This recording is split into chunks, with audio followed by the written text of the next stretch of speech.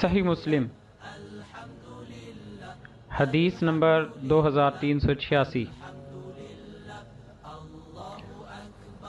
سیدنا حکیم بن حزام نے روایت کی کہ رسول اللہ صلی اللہ علیہ وسلم نے فرمایا،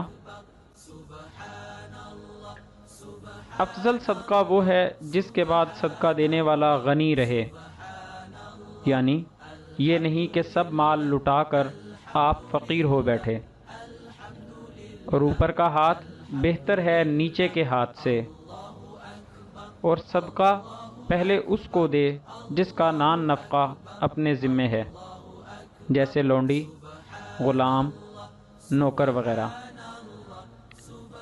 مزید اسلامی ویڈیوز حاصل کرنے کے لیے ہمارے چینل کو سبسکرائب کریں، اور دوسروں تک یہ معلومات پہنچانے کے لیے ہماری ویڈیوز کو لائک اور شیئر ضرور کریں۔